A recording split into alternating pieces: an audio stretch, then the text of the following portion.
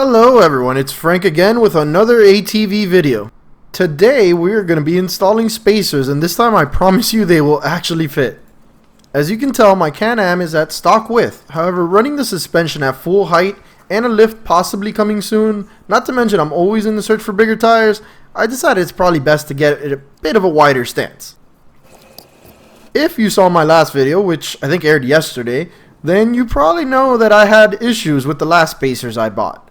That's why this time I bought some different brand ones. I got Highlifter ones. They were about twice the price of the last ones, but you can really see the quality was quite different. But most importantly, spoiler alert, these actually fit the ATV. As with all spacers, the install is extremely easy. Just remove the wheel, mount the spacers on the original studs on the ATV. You're going to want to probably put some thread lock on that just so it doesn't come off. Then you mount the wheel as you normally would have, as if the spacers weren't even there. So enjoy the video and I'll catch up with you guys later.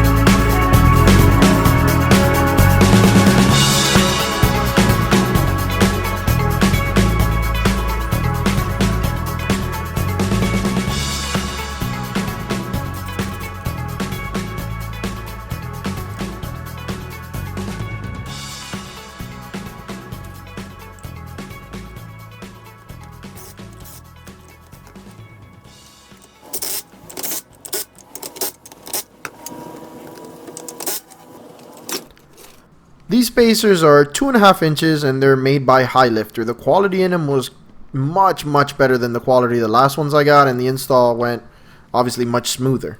They give the ATV a much wider base, which is good because I am going to lift it a bit more and I rather it not get too tippy. As always, if you enjoy this kind of content, please like, share, and subscribe. And if you have any questions, leave me a comment below. Thanks for watching.